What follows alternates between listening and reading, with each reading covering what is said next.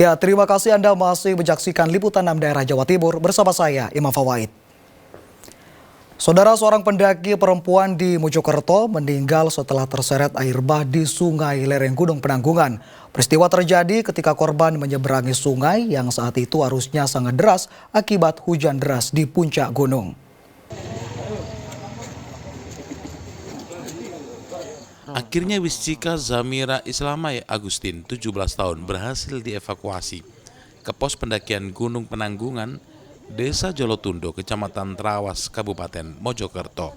Tim SAR gabungan berhasil menemukan remaja putri asal Sumengko, Kecamatan Jatirjo, Kabupaten Mojokerto tersebut dalam kondisi meninggal dunia di kawasan Cuban Putri usai terseret air bah sejauh 2 km.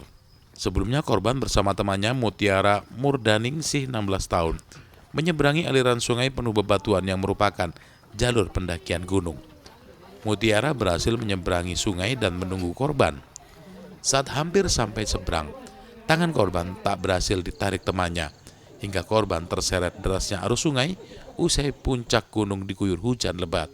Menurut keterangan dari teman korban tadi pas saya tanyakan, itu terseret arus karena emang hujan sangat deras dari siang. Itu berapa orang, Mas? Naik? 2 orang. Sejak kapan? Untuk mendakinya tadi pagi ya, terus base camp dari Jolotundo ini menerima laporan pukul 4 sore. Kondisi korban gimana, Mas? Untuk kondisi korban kita temukan dalam keadaan MD, Mas. Sudah meninggal. Sudah meninggal ya. Kalau jaraknya dari titik terseretnya itu kira-kira Untuk berapa jarak kilo? kemungkinan kurang lebih 2 kilo mungkin ya untuk jaraknya. Guna dilakukan visum, jasad korban selanjutnya dibawa ke Rumah Sakit Sumber Gelagah Pacet, Kabupaten Mojokerto.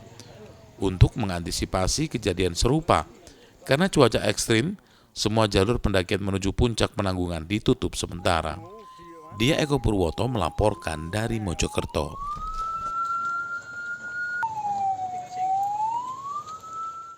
Saudara, pembunuh 3 orang dalam satu keluarga di Kabupaten Kediri dibekuk polisi.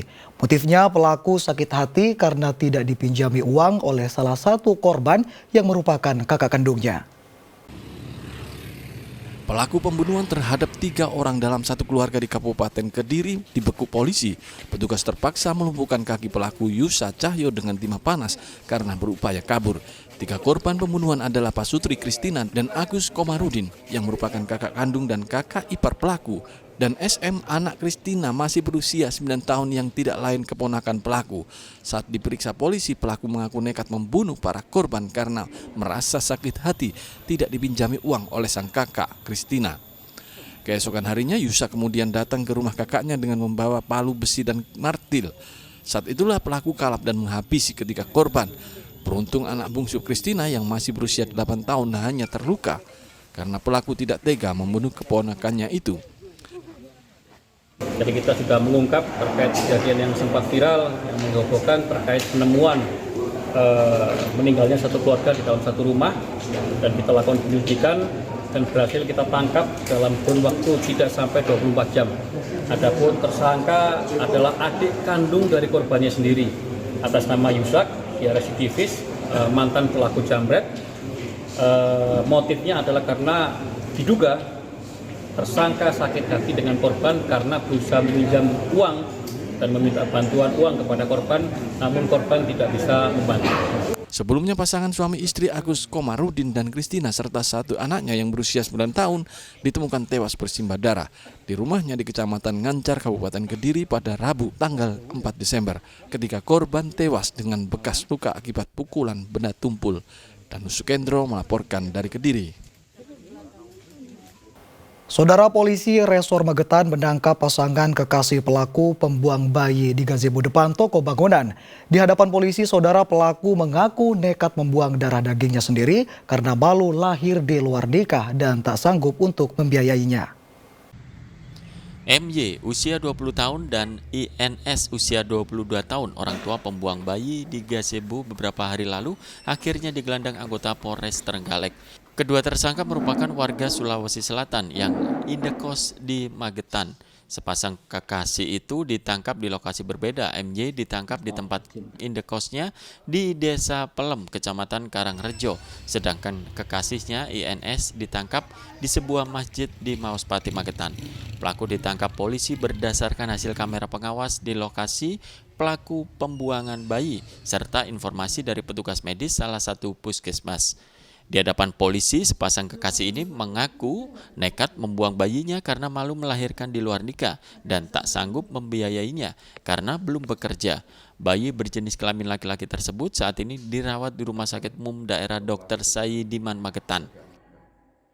Itu motifnya Bang Dan?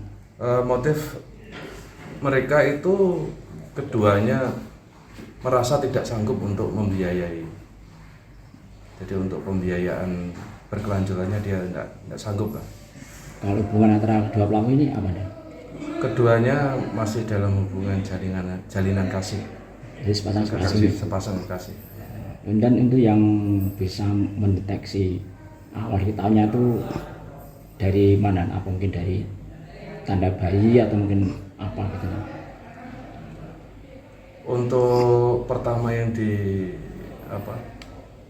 diketahui dari tanda bayi. Itu mau dilahirkan di rumah atau di rumah sakit atau gimana? Untuk dilahirkannya informasinya di rumah sakit. Jadi bisa diketahui tadi dari tanda tadi ya? Iya. Sebelumnya pemilik toko bangunan Desa Sukomoro, Kecamatan Sukomoro menemukan bayi tergeletak di gazebo. Selanjutnya dilaporkan ke polisi. Dirgo Suyono melaporkan dari Magetan.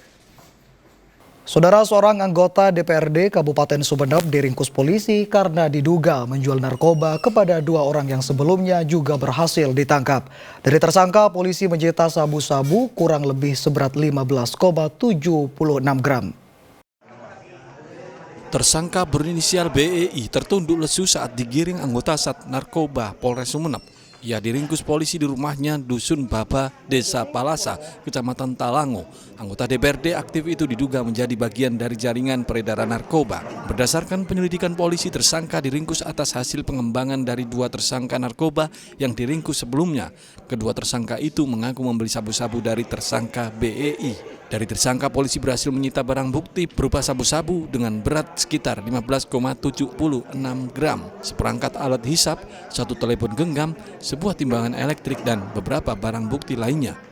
Pekerjaan mantan kepala desa di Sumeneb dan saat ini menjabat di Dewan. Kemudian pendidikan terakhir di KTP SMA, belum ada perubahan. Kemudian alamat Desa Palasa, Kecamatan Talango, Kabupaten Sumeneb.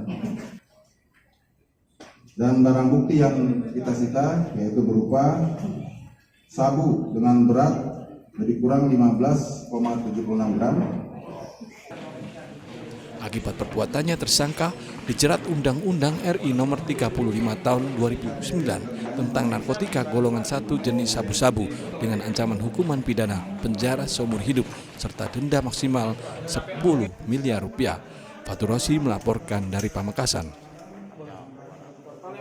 Saudara, Satuan Reserse Narkoba Polres Lumajang memusnahkan puluhan ribu batang pohon ganja dan sabu-sabu sitaan dari 9 kasus penyalahgunaan narkoba selama 4 bulan terakhir. Puluhan ribu batang pohon ganja disita dari lahan pertanian ganja di lereng Semeru.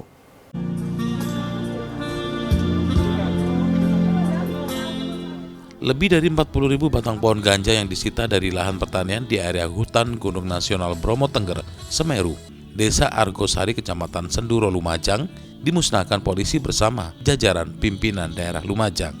Pemusnahan dilakukan di lapangan senjata udara milik Datasemen TNI Angkatan Udara di Desa Pandanwangi, Kecamatan Tempeh, Lumajang, yang jauh dari permukiman. Barang bukti ganja dimusnahkan dengan cara diletakkan di lubang dan dibakar. Selain pohon ganja, polisi juga memusnahkan 5 paket sabu-sabu kurang dari 1 gram. Kami bersama-sama dengan Forkopinda Plus kemudian dari beberapa undangan untuk bersama-sama melakukan pemusnahan barang bukti yang perkara narkotika yang kami ungkap di beberapa bulan akhir ini. Tadi ganja kurang lebih ada 40.000 sekian batang, kemudian ada hampir 1 kilo yang kering, kemudian juga dari sabu ada hampir 1 gram ya, 900 sekian gram, hampir 1 on itu yang kami sama-sama musnahkan. Barang bukti tersebut didapatkan dari pengungkapan 9 kasus penyalahgunaan narkoba. Dari 9 kasus itu, polisi menetapkan 14 tersangka dan masih melakukan pengejaran terhadap 1 tersangka lain yang identitasnya telah diketahui. Nur Salim melaporkan dari Lumajang. Saudara, kakek penjual pisang di Blitar harus berurusan dengan tim Buser Polres Blitar Kota. Pelaku ditangkap karena kedapatan bermain judi online. Tersangka ditangkap bersama 6 pelaku lainnya saat petugas melakukan penggerebekan di sebuah warung internet. Sunarko usia 73 tahun warga Kelurahan Gedok, Kecamatan Sanan Wetan, Kota Blitar, ditangkap tim Buser Polres Blitar Kota saat melakukan penggerebekan di sebuah warung internet di Jalan Mawar, Kota Blitar. Polisi menggerebek warung yang kerap digunakan judi online ini berkat informasi dari masyarakat yang resah. Dalam penggerebekan, petugas juga meringkus 6 orang tersangka serta pemilik warnet penyedia judol. Disiapkan siapapun datang ke sana mau main judi, datang ke situ. Akun dibuatkan sendiri oleh tersangka yang sudah kita amankan. Tempat juga di situ sudah disiapkan semua. Dan rekening pun sudah disiapkan. Sehingga seperti teman-teman lihat, ada yang sudah sangat tua ini datang ke sana, di sana sudah disiapkan semua. Sehingga yang bersangkutan sampai di sana tinggal dia main saja. Dan kita sudah amankan. Ini barang buktinya berupa komputer, ada 9 komputer.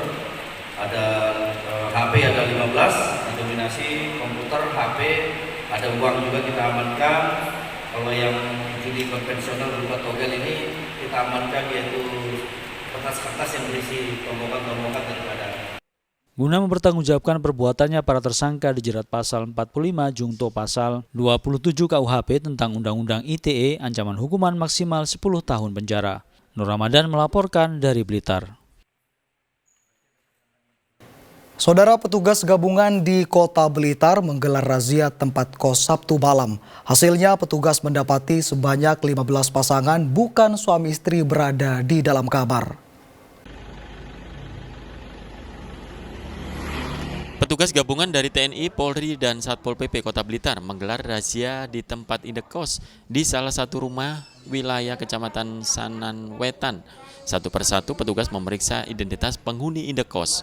Petugas menjumpai sejumlah penghuni indekos yang bukan suami istri berada di dalam satu kamar. Usai didata, para penghuni indekos tersebut lalu dibawa. Kondisi serupa juga ditemui petugas di rumah indekos kawasan Kepanjen Kidul, Kota Blitar. Usai dilakukan pendataan, para penghuni indekos dibawa menuju kantor Satpol PP Kota Blitar. Dari 5 tempat indekos, petugas mengamankan 15 pasang laki-laki perempuan yang bukan suami istri. Selain merazia tempat indekos, petugas gabungan juga melakukan razia di salah satu lokasi yang disinyalir menjadi tempat berjualan miras. Dan petugas menemukan 1 jerigen besar berisi arak Jowo. Didapati 15 pasang identitas tanpa adanya status pernikahan, dan kemudian 1 penjual miras di Jalan Tengger. Didapati 1 jerigen miras jenis arak Jowo isi 30 liter, kemudian 7 botol arak Jowo masing-masing berisi 1,5 liter. Petugas akan terus menggelar razia secara berkala untuk menciptakan situasi lingkungan yang kondusif dan aman. Nur Ramadan melaporkan dari Blitar. Ya, saudara, untuk mengantisipasi lonjakan penumpang selama libur Nataru, PT KAI Daob 8 Surabaya akan mengoperasikan 8 kereta tambahan mulai 19 Desember 2024 hingga 5 Januari 2025. Kini tiket kereta tambahan sudah bisa dipesan oleh masyarakat.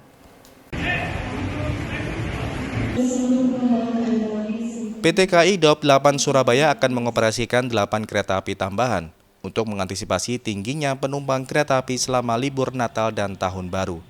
8 kereta api tambahan terdiri dari 6 kereta api jarak jauh dan 2 kereta api lokal jarak pendek. Kereta api tambahan akan mulai beroperasi tanggal 19 Desember 2024 hingga 5 Januari 2025 atau selama masa angkutan libur Nataru. Sehingga setiap harinya disediakan 30.500 tempat duduk. Secara keseluruhan pada masa libur Nataru tersebut, setiap harinya di Daob 8 Surabaya akan mengoperasikan 52 keberangkatan kereta api jarak jauh. Terdiri dari 46 kereta api jarak jauh reguler, 6 kereta api jarak jauh tambahan, serta 2 kereta api lokal komersial yang berjalan setiap hari mulai tanggal 19 Desember 2024 hingga 5 Januari 2025. Tempat duduk yang kami sediakan sebanyak 30.500 tempat duduk setiap harinya, terdiri dari 26.398 tempat duduk kereta api reguler dan juga 4.102 tempat duduk kereta api tambahan. Tiket untuk kereta api tambahan ini sudah bisa dipesan melalui aplikasi Akses Baik KAI atau melalui tempat penjualan resmi lainnya. Dari Surabaya, Ari Purwanto melaporkan. Ya, saudara, informasi tadi sekaligus mengakhiri kebersamaan kita di Liputan 6 Daerah Jawa Timur hari ini. Atas nama seluruh kru yang bertugas, saya Imam Fawaid mengucapkan terima kasih atas perhatian Anda, selamat beraktivitas dan salam SCTV.